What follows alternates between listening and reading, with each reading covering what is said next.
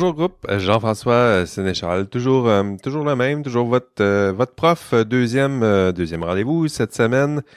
Cette semaine, je vous avais promis de vous parler des travaux pratiques, des évaluations qui sont à l'œuvre et qui sont au programme dans ce cours. J'ai envie, entre autres, de vous parler du TP1. Parce que, vous le savez, votre TP1, ça s'en vient vite. On n'y est pas encore, mais ça s'en vient. Et vous le savez, une session, ça va vite, là, si on fait pas si on se prend pas en main, si on fait pas les bonnes choses au bon moment, on peut vite perdre le contrôle. D'où mon intervention aujourd'hui pour vous guider un peu concernant cette première évaluation. Donc, la première, justement, évaluation dont j'aimerais parler avec vous, parce qu'on va faire le tour, on parlera pas seulement du TP1, j'ai envie de vous parler de toutes les évaluations de ce cours. La première, c'est les forums de discussion. Vous les avez vus dans votre plan de cours. Ça vaut 5 points. Là, vous vous dites, 5 points sur 100, qu'est-ce que ça vaut finalement? Ça vaut pas grand-chose, mais en même temps, c'est le cumul de tout ça là, qui vous donne une belle note. Les forums, vous savez, je les ai mis en place parce qu'il y a un lien avec les objectifs de chaque module. Ces forums, ça se veut un exercice formateur. Dans chaque module, il y a des objectifs à atteindre. Mon examen final en classe, je vais vérifier si vous avez atteint ces objectifs. Dans l'examen final, il va y avoir des questions à développement, des questions courts et moyens. Il va y avoir toutes sortes de questions, des questions à choix de réponse, des questions, des phrases trouées, des associations, tout ça, mais aussi des phrases à développement court et moyen. Puis ça va ressembler à quoi? Ça va ressembler à des questions que je vous pose dans les forums. Là, je le répète doucement là, pour que ça soit bien compris. Il va y avoir des questions dans l'examen final qui ressemblent aux questions que j'ai posées dans ces forums. D'où l'importance, ça vaut juste 5 points, mais ça vaut quand même la peine d'aller au moins voir les questions qui sont posées, les réponses qui sont proposées par vos collègues, et pourquoi pas vous exercer vous-même à répondre à ce genre de questions, puisque vous aurez non seulement à le faire à l'examen de mi-session, mais à l'examen de fin de session également.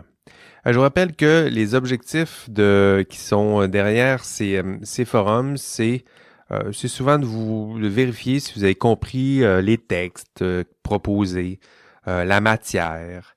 Et là, je sais que l'outil, l'outil, on va se le dire, là, les forums de l'ENA 1, parce qu'il va y avoir bientôt un ENA 2, là. Le site de cours, les forums, c'est pas l'outil, il est épouvantable. On va se le dire, là. C'est peut-être l'outil, la partie de l'ENA que j'aime le moins, mais pourtant, ça reste un beau lieu là, pour vous pratiquer à écrire. Mais la fonctionnalité en tant que telle du forum, habituellement, quand on consulte des forums, on va avoir les meilleures réponses tout en haut, ou les réponses les plus utiles, ou les réponses les plus drôles, qu'on les voit tout en haut. Là. Mais c'est pas ce qui se passe. Là, vous allez voir une suite des fois 100, 150 billets en ordre chronologique. Ça fonctionne pas, ça marche pas, mais c'est néanmoins l'outil qui est là. Et je vous invite à tirer le maximum malgré tout de cet outil. C'est-à-dire que lorsque vous passez à travers des billets, lorsque vous lisez les réponses de vos collègues, répondez à la question que j'ai posée en haut. Moi, je vais vous lire, mais pratiquez-vous aussi à en lire quelques-uns, puis peut-être résumer les propos de vos collègues. Essayez d'être concis et synthétique, hein, comme si c'était des paragraphes de prévision, de réponse à un examen, où là, on tente de saisir la question, on tente d'y répondre de la façon la plus efficace et synthétique possible.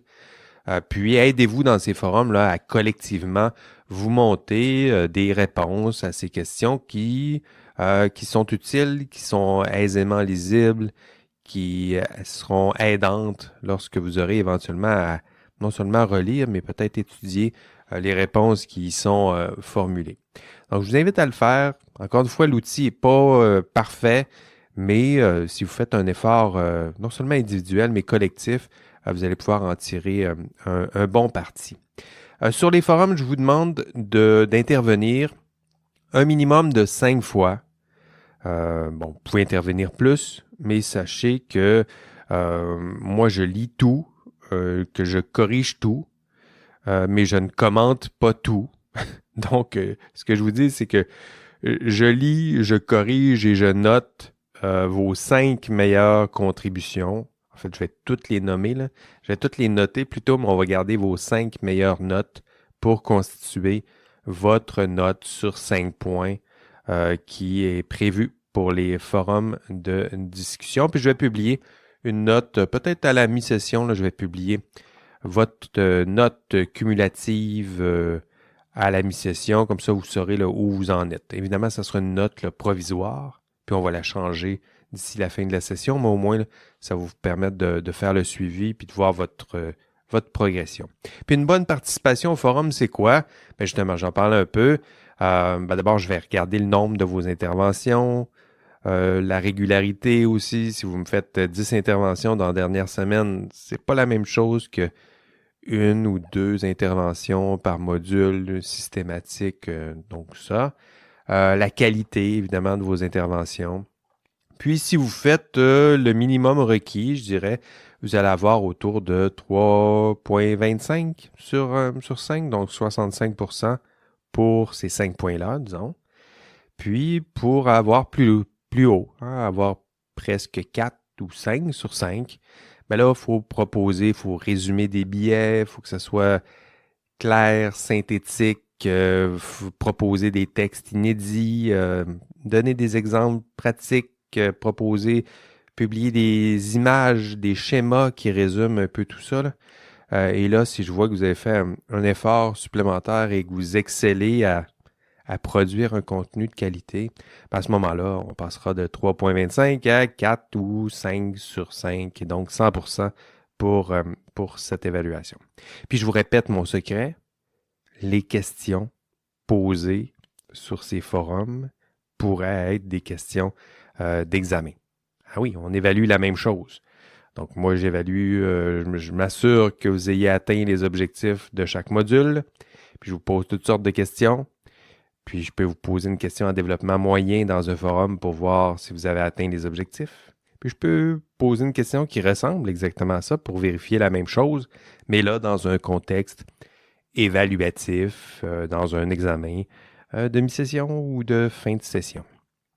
Autre sujet, autre évaluation dans ce cours. En fait, pas une autre évaluation, mais peut-être une remarque. Là. Vous savez que vous avez remarqué qu'il y a plusieurs évaluations qui se font en équipe.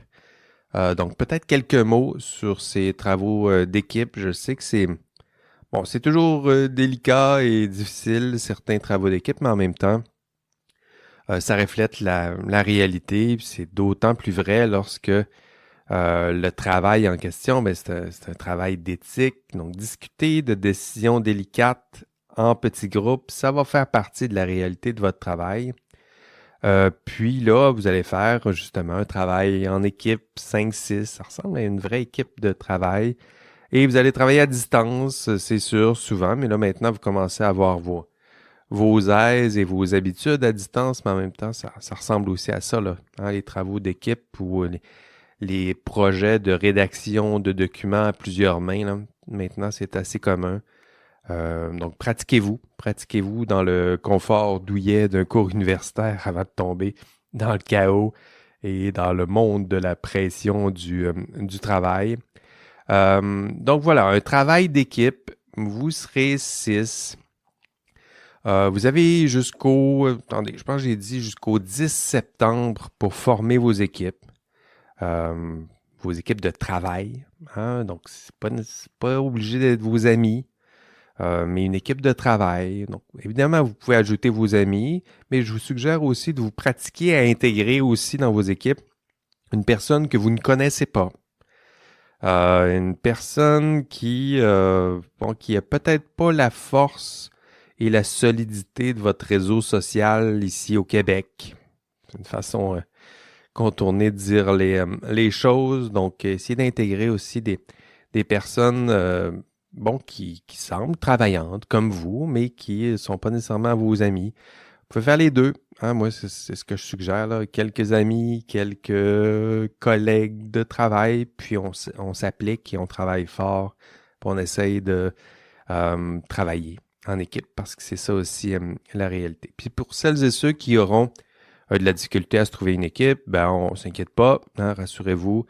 C'est des équipes de 5-6. Moi, je vais prendre les étudiants et étudiantes qui n'ont pas d'équipe, puis je vais les ajouter aux équipes qui ont seulement 4, 5 participants ou collègues. Puis je vais m'assurer de compléter tout ça. Même des fois, je vais peut-être faire une équipe de personnes qui sont seules. Comme ça, vous aurez les mêmes défis.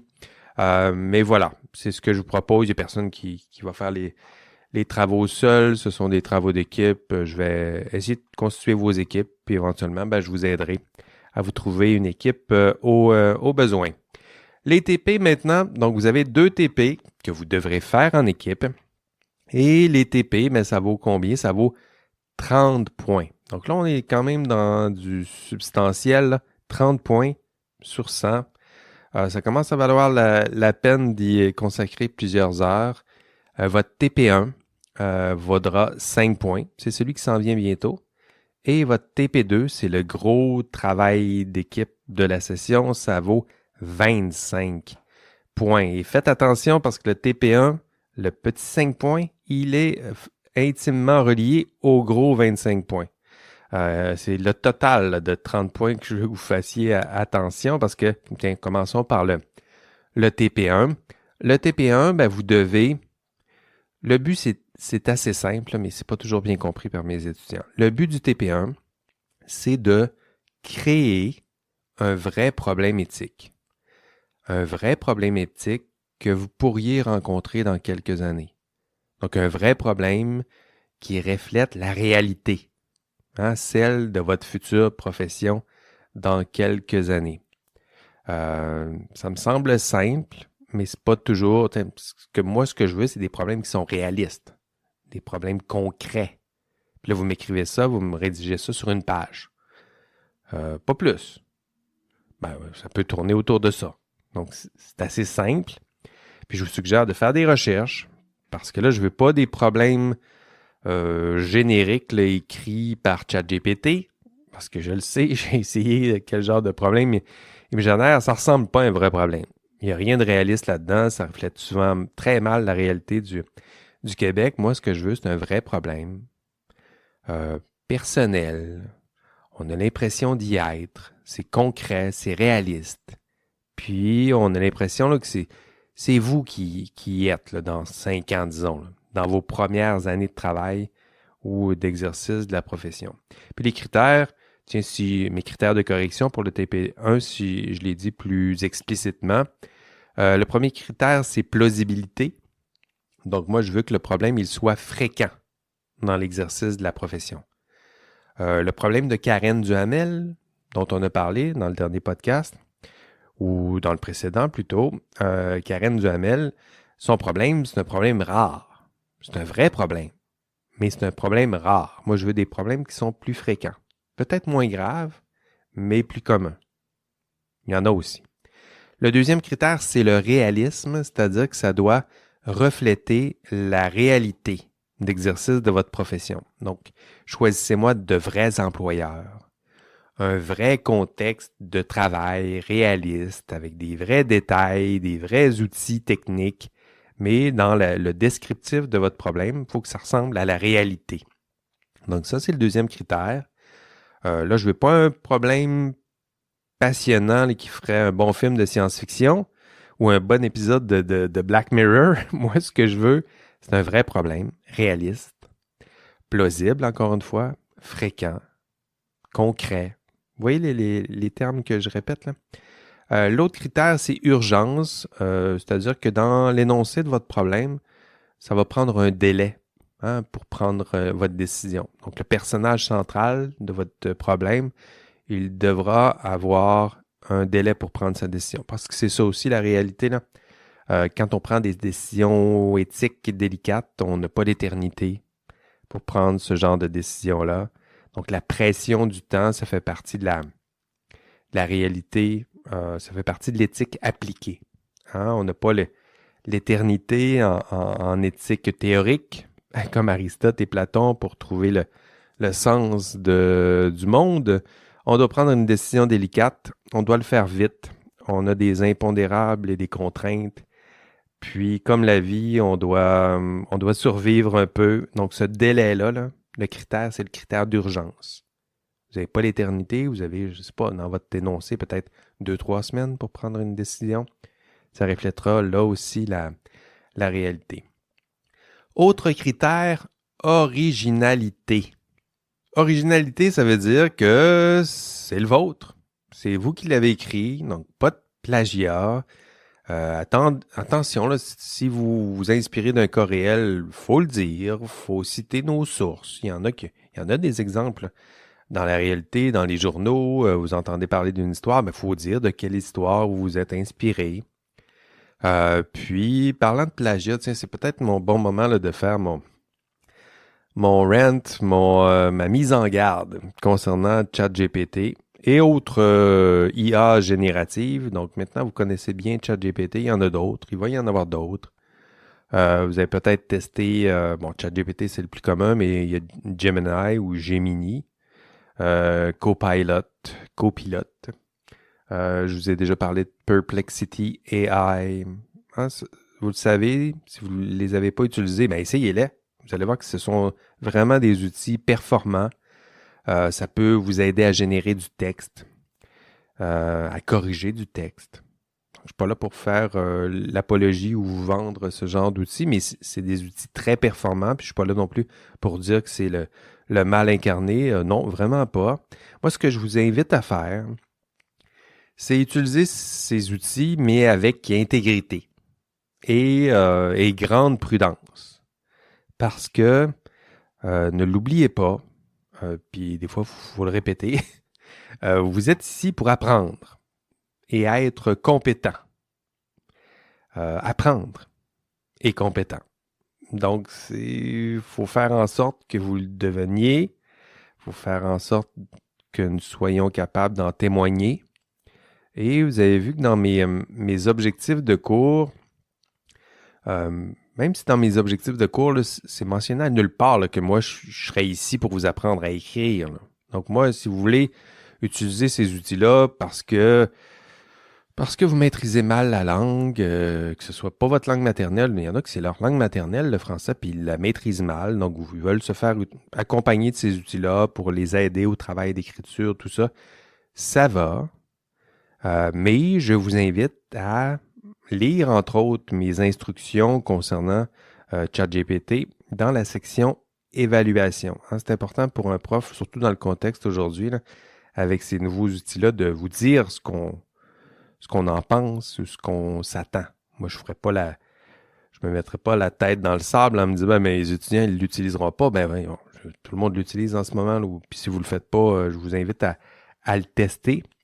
Donc, moi, ce que je vous invite à faire, c'est lire mes instructions, les comprendre, parce que vous allez voir que dans mes instructions, je vous dis que vous pouvez les utiliser à quelques conditions, notamment celle d'être transparent. Hein, c'est-à-dire mentionner que vous les avez utilisés. Essayez pas de cacher vos failles, vos manques de compétences en matière de rédaction. Si vous les utilisez pas, dites rien, je les ai pas utilisés. Mais si vous les utilisez, dites-le. Ça dérange pas. Moi, je vous juge pas, mais ça me permet au moins de voir des traces puis de comprendre pourquoi diantre ce billet est si bien rédigé sur un forum ou pourquoi diantre ce texte de 10 pages est si bien constitué alors que ce sont des étudiants qui sont en train d'apprendre à rédiger ce genre de document. Donc, dites-le. Allez-y modestement aussi. Je vous invite aussi à documenter votre contenu. Hein? C'est-à-dire que si l'intelligence artificielle vous propose du contenu ou ajoute du contenu ou ajoute des sources, vous devez vérifier tout ça. Hein? Vous ne pouvez pas seulement vous contenter de copier-coller le contenu de ChatGPT sans vérifier la véracité puis la rigueur de ce qui est affirmé. Hein, vous êtes responsable de tout ça. Responsable de la pertinence, des sources, du contenu en question et de la véracité du contenu, de la validité du contenu. C'était ça avant ChatGPT, puis ça l'est encore aujourd'hui. Là. Donc, vous le savez, on est à l'université. Vous n'êtes pas là pour créer le contenu intellectuel. Là. Il existe, vous le savez, il est au bout de vos doigts, le contenu intellectuel.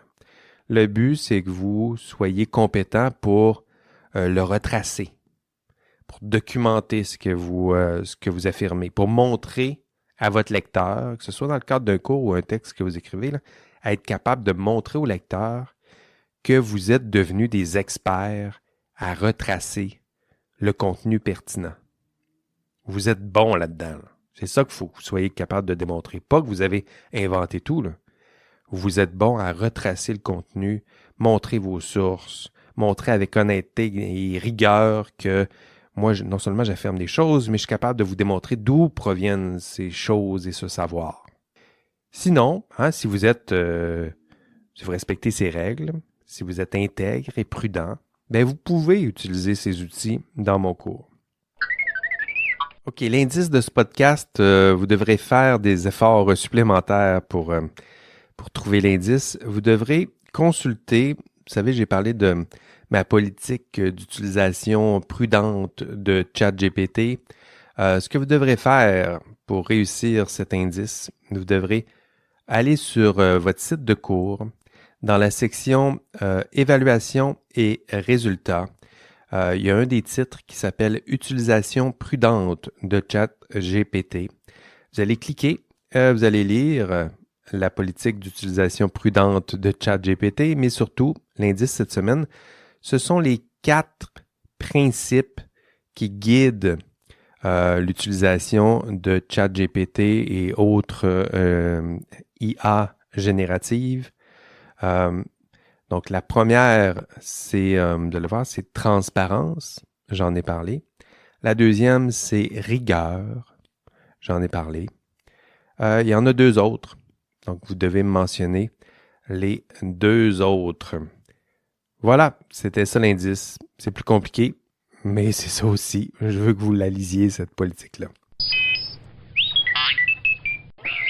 Et vous pouvez aussi utiliser ces outils pour rédiger vos TP1, pour vous accompagner dans le TP1. Vous pouvez utiliser ces outils pour vous aider à rédiger un problème éthique qui serait plausible, réaliste, urgent, imprégné de votre réalité, de la réalité québécoise, de la réalité qui sera la vôtre dans quelques années.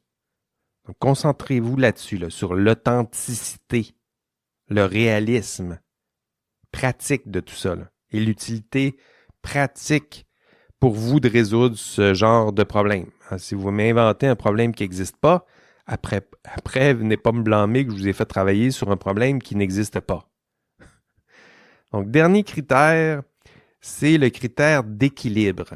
Hein, dans votre TP1, vous allez m'inventer un problème éthique. Et votre dilemme, parce que c'est ça un problème éthique, on hésite entre 2 voies, 2 bonnes voies, ou 2 mauvaises voies, là, mais c'est ça un dilemme. Faut qu'on soit capable de démontrer que ce dilemme, il est en équilibre. C'est ça un dilemme. C'est pas un problème technique. Un problème technique, un cas technique, là, c'est souvent simple. On se demande pas si on va à gauche, à droite. Là, on sait que c'est à droite la bonne décision. Puis tout ce qui reste à faire, c'est trouver la façon la plus efficace de se rendre au bout de la piste de droite. C'est pour reprendre mon analogie. Or, un vrai dilemme, c'est quoi? C'est une vraie belle tension entre 2 biens, 2 voies. Hein, à gauche, c'est bien, mais c'est imparfait. Puis à droite, c'est bien aussi, mais c'est imparfait. Puis moi, je dois choisir. Puis à gauche, à droite, je ne sais pas. Puis si vous ne savez pas, dans la formulation de votre problème, là, si vous réussissez à arriver à trouver l'énoncé parfait là, de votre problème où on ne sait pas trop c'est quoi qu'il faut faire, vous avez un dilemme en équilibre. Si je lis votre énoncé, ou si vous faites lire votre énoncé par votre mère, puis votre mère dit « ben c'est facile ton problème, tu tournes à droite », vous n'avez pas un bon équilibre. Là. votre mère vous l'a dit. Si vous le montrez à votre mère et elle dit, moi non plus, je ne saurais pas quoi faire. À droite, c'est bien, mais c'est imparfait. Puis à gauche, c'est bien, mais c'est imparfait. Donc ça, c'est un vrai beau dilemme en équilibre. Donc voilà, c'est ça votre TP1. Hein? Me concevoir un vrai problème éthique, réaliste, plausible, concret. Puis vous devez me rédiger ça en équipe. Puis encore une fois, ça se peut que ce soit difficile parce que vous n'avez pas la plus longue des expériences terrain aussi. Là. Il y en a plusieurs qui connaissent mal la réalité du terrain. Donc, n'hésitez pas à consulter vos collègues qui ont peut-être plus d'expérience que vous sur le terrain ou qui ont fait quelques stages. Sinon, allez consulter votre entourage. Il y en a plusieurs qui ont un entourage, qui ont la chance d'avoir un entourage qui connaissent peut-être un peu mieux la réalité d'exercice de votre profession. Puis voilà, on vous aidera à vous rédiger un vrai beau problème éthique, réaliste, concret, puis qui reflète ce que seront vos premières expériences de travail dans l'exercice de votre profession dès votre sortie des bancs d'école. Un mot peut-être sur le TP2 parce qu'il vaut 25 points. Donc, le TP2, il vaut 25 points, donc il sera plus long. Et parce que vous n'êtes pas encore rendu là dans votre gestion du temps, on va le dire comme ça, vous êtes dans le TP1 en ce moment. Là. En fait, il y en a certains qui ne sont pas encore dans le TP1. Donc, avant de vous parler plus abondamment du TP2, là, je vais attendre quelques semaines peut-être avant de vous donner le détail de cette évaluation, mais je me permets quand même de vous la résumer. Le TP2, ce sera quoi? Ce sera un document dans lequel vous allez résoudre votre TP1. Hein? Dans le TP1, vous m'avez produit un vrai problème réaliste, concret, quelque chose que vous allez résoudre dans quelques années. Et le TP2, vous allez l'analyser, votre problème, et vous allez le résoudre. Hein? D'où l'importance que votre TP1 soit intéressant, là. Pertinent, utile, pratique. Sinon, là, vous le voyez bien, là, c'est juste 5 points votre TP1, mais si vous me faites un mauvais TP1, vous allez être pris pour analyser et résoudre pendant plusieurs heures un problème que vous trouvez utile, que vous trouvez peu pertinent, que vous trouvez pas intéressant. Puis pourquoi? Mais parce que vous avez trop négligemment rédigé votre TP1 parce qu'il valait juste 5 points. Vous voyez le lien là, entre le TP1 et le TP2. Donc, TP2, résoudre votre TP1. Donc, résoudre votre propre problème éthique que vous m'aurez vous-même proposé dans le TP1. Vous allez l'analyser dans le TP2 à l'aide d'une grille d'analyse. Une grille d'analyse d'un problème éthique que je vais vous expliquer dans le détail au module 4. Je vais vous expliquer comment utiliser cette grille. Et le TP2, première étape, ce sera d'analyser votre propre problème à l'aide de cette grille. Et TP2, deuxième étape, c'est rédiger un rapport décisionnel qui m'expliquera c'est quoi votre décision. Hein, vous aviez un gros problème là, dans le TP1.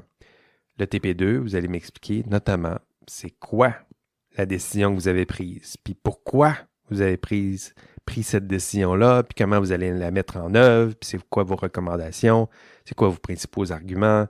Voilà, c'est ce qui vous attend avec ces deux TP, le TP1 et le TP2. TP1, concevoir un problème éthique. TP2, résoudre un problème éthique. Autre évaluation dont je n'ai pas encore parlé, vous avez 2 examens. En fait, j'en ai parlé un petit peu. 2 examens. 2 examens, un à la mi-session et un à la fin de session. Donc, un à la mi-session à distance, sans surveillance à votre rythme, parce qu'il faut se pratiquer. Puis un à la fin de la session, en classe, sous surveillance classique. C'est ce qui vous attend. Donc, examen 1, il vaut 15%, je vous le disais. C'est un examen qui va se faire chez vous à distance. L'examen va être disponible pendant une semaine dans votre agenda. L'examen, je l'ai divisé en 5 parties. Pendant la semaine en question où l'examen sera ouvert, ben, vous pourrez faire l'une ou l'autre de ces parties quand vous le souhaitez. Par contre, lorsque vous allez ouvrir une partie d'examen, vous allez avoir 45 minutes pour compléter et soumettre cette partie d'examen. Pour l'examen de mi-session, le matériel permis, ben, c'est tout. Je dirais tout sauf d'anciennes copies d'examen, d'ailleurs dont la circulation est interdite. Si vous voyez des copies d'examen circuler, elles sont interdites. Donc, vous pouvez utiliser tout pour votre examen de mi-session. Même ChatGPT, avec les mêmes règles d'utilisation intègre et prudente dont que je vous ai expliqué précédemment. N'oubliez pas que cet examen de mi-session, donc c'est un examen pratique. C'est pour vous exercer à faire un examen d'éthique. Il y en a plusieurs qui sont nerveux. Oh, à quoi ça ressemble un examen d'éthique? Bien, vous allez le voir à votre examen de mi-session. Mais là, ça sera plus relax. Vous serez chez vous. Vous aurez accès à tout. Puis ça vous permettra de vous rassurer sur ce à quoi ça pourrait ressembler votre examen à la fin de session. Parce qu'à la fin de session, ben, vous allez être seul avec votre copie d'examen, d'où l'importance de se pratiquer sérieusement à l'examen de mi-session.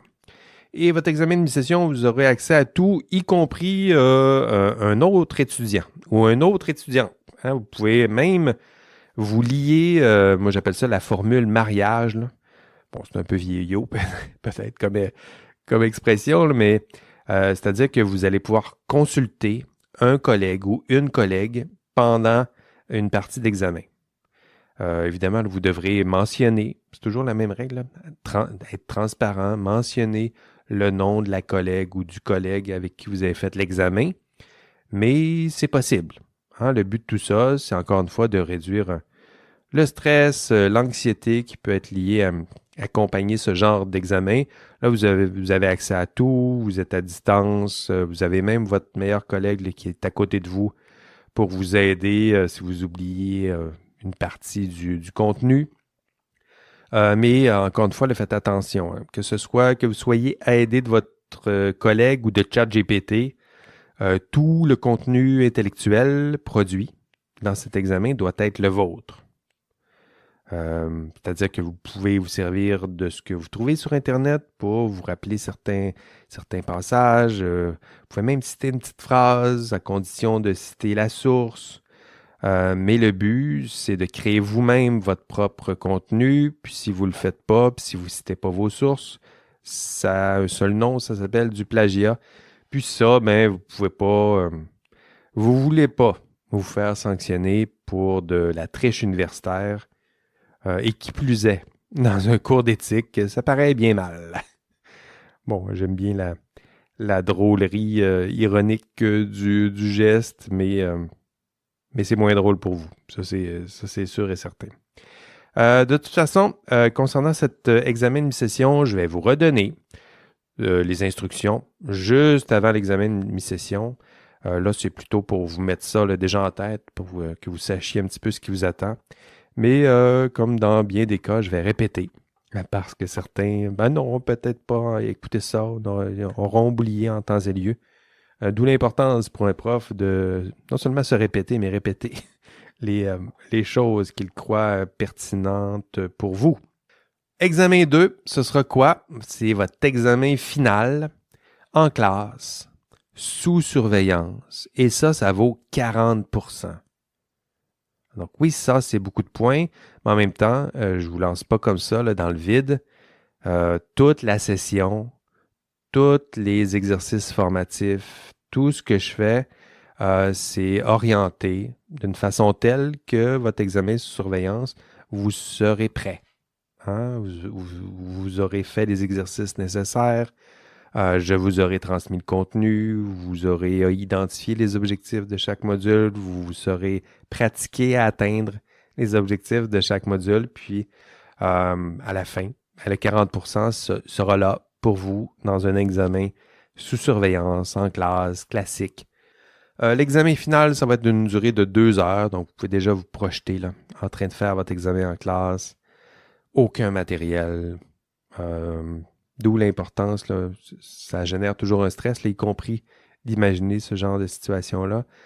Mais d'où l'importance de tout faire, de se pratiquer, de passer à travers les questionnaires formatifs à chaque module, de faire avec rigueur l'examen de mi-session. Voilà, c'est tout ce qui vous attend. C'est tout ce que j'ai prévu pour vous permettre de réaliser tout ça. Ce sont vos évaluations du cours FI 3900.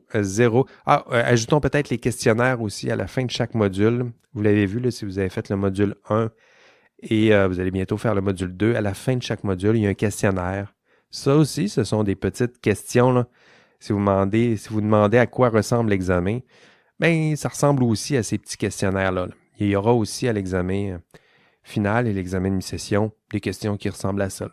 Des vrais ou faux, des choix de réponse, des questions d'association, des phrases trouées, etc. Sinon, c'est tout. Et si vous faites le cumul, on a les questionnaires pour 10 points, formatif. Forum de discussion, 5 points, formatif. TP1, TP2 pour 30 points au total. L'examen 1, 15 points, on se pratique. Et l'examen 2 en classe, 40 points. Si vous avez additionné ça, on est à 100 beaux points pour le cours éthique et professionnalisme. OK, c'est tout. Vous êtes prêts, vous connaissez vos évaluations du cours. C'est parti, on se met en équipe. Avenger, Assemble, on se rejoint, on se regroupe en équipe. Lancez-vous déjà dans vos travaux d'équipe, le TP1. C'est parti. Sinon, bon week-end. On se voit ici même dans ce podcast la semaine prochaine. Allez, bye bye.